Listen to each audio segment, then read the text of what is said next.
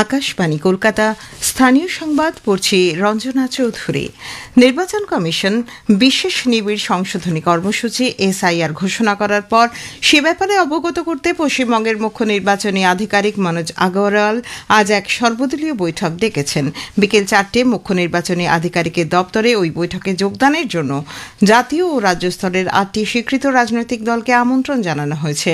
এর মধ্যে আছে জাতীয় স্তরের 6টি রাজনৈতিক দল BJP, Congress, CPIM, AAP, BSP ও এনপিপি এবং রাজ্য স্তরের 2টি দল তৃণমূল কংগ্রেস ও ফরওয়ার্ড ব্লক। এদিকে মনোজ আগরওয়াল আগামীকাল রাজ্যের সব জেলা নির্বাচনী আধিকারিক, বিধানসভা কেন্দ্রের এইইআরও ও বুথ লেভেল আধিকারিকদের সঙ্গে বৈঠকে বসতে চলেছেন।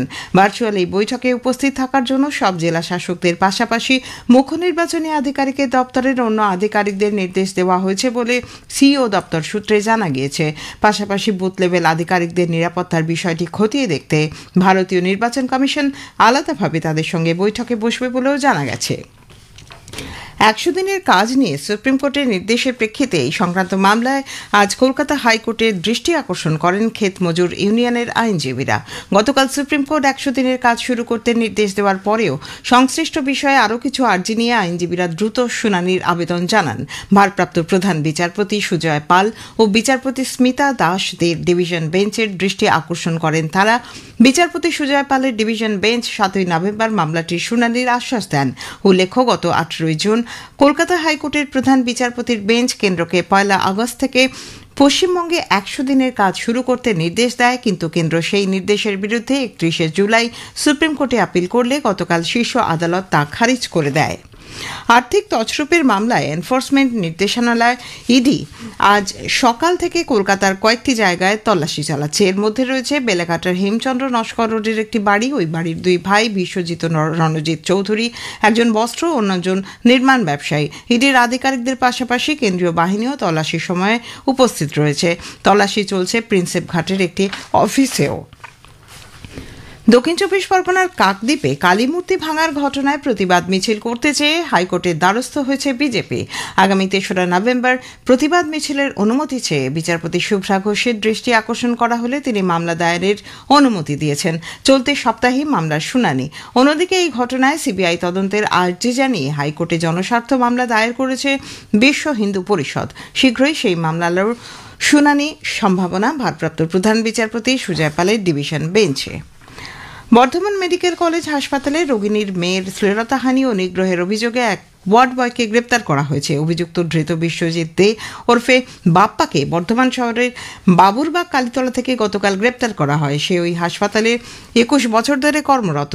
পুলিশ ও হাসপাতাল সূত্রে জানা গেছে, রবিবার বিকেলে ওই হাসপাতালে চিকিৎসাধীন মায়ের কাছে থাকার সময় বিশ্বজিৎ ঘরে ঢুকে তার শ্লীলতাহানি ও নিগ্রহ করে। ঘটনার দিনই মহিলা এ নিয়ে পুলিশে অভিযোগ দায়ের করেন। তার ভিত্তিতে মামলা রুজু করে তদন্ত নামে পুলিশ। ধৃতকে গতকাল বর্ধমান সিজেএম আদালতে পেশ করা হলে 2 দিনের পুলিশি হেফাজতের নির্দেশ দেওয়া হয়। ছট মহাপর্বের 4র্থ দিনে আজ উদীয়মান সূর্যের প্রতি অর্ঘ্য নিবেদন করা হয়। 36 ঘণ্টা নির্জলা উপবাসের পর প্রসাদ গ্রহণের মধ্য দিয়ে এই ব্রতের সমাপ্তি হয়। গঙ্গা সহ বিভিন্ন নদ-নদীর ঘাটগুলিতে ভক্তদের ভিড় উপচে পড়ে। ছট পুজোয় স্নান করতে নেমে পূর্ব বর্ধমানের কাটোয়া ও মুর্শিদাবাদের সুতিতে 3 জন তলিয়ে গেছে। তাদের খোঁজে তল্লাশি চলেছে। কাটোয়ার ভাগীরথীতে দেবরাজ ঘাটে 20 বছরের শিবাম সাউ ও 23 বছরের সুজন সাউ। অন্যদিকে সুতিতে গঙ্গায় তলিয়ে নিখোঁজ বছর 16 এক কিশোর বুবাই দত্ত। জগদ্ধাত্রী পুজোর আজ সপ্তমী। হুগলির চন্দননগর সহ বিভিন্ন এলাকায় বিপুল উৎসাহ উদ্দীপনার মধ্য দিয়ে এই পুজোর আয়োজন করা হয়েছে। নজরকাড়া আলোকসজ্জা, প্রতিমা ও মণ্ডপসজ্জা দেখতে ষষ্ঠী থেকেই দর্শনার্থীদের ভিড় চোখে পড়ছে। এদিকে নদিয়ার কৃষ্ণনগর শান্তিপুর ও জগদ্ধাত্রী পুজোর আয়োজন করা হয়েছে। রবীন্দ্র ভবনে কৃষ্ণনগর পুলিশের পক্ষ থেকে গতকাল পুজোর গাইড ম্যাপ প্রকাশ করেন রাজ্যের মন্ত্রী উজ্জ্বল বিশ্বাস। কলকাতাতেও অনেক স্থানে মূলত নবমীর দিন সপ্তমী, অষ্টমী, নবমীর পুজো সম্পন্ন হয়ে থাকে। বেলুর মঠে সারদাপীঠে ও জরামবাটি মাতৃ মন্দিরে যথাবিহিত ধর্মীয় আচার অনুষ্ঠানের মধ্য দিয়ে জগদ্ধাত্রী পুজোর আয়োজন করা হয়েছে। সুপার কাপ ফুটবলে আজ ইস্টবেঙ্গল ও মোহনবাগান সুপার জায়ান্ট ফের একই দিনে মাঠে নামছে। ইস্টবেঙ্গল চেন্নাইয়ান এফসির বিরুদ্ধে খেলবে। গোয়ার ব্যাম্বলিমের জিএমসি স্টেডিয়ামে খেলা শুরু হবে বিকেল 4:30টায়। অপর ম্যাচে মোহনবাগান সুপার জায়ান্ট ডেমপোর মুখোমুখি হবে। গোয়ার ফতর্দা স্টেডিয়ামে খেলা শুরু হবে সন্ধ্যে 7:30টায়। ইডেনে 4 দিনের রঞ্জি ট্রফি ম্যাচের আজ শেষ দিনে বাংলার বিরুদ্ধে গুজরাট দ্বিতীয় ইনিংসের মধ্যাহ্ন বিরতিতে 3 উইকেটে 104 রান করেছে। জিততে হলে হলে আরও 223 রান তাদের করতে হবে।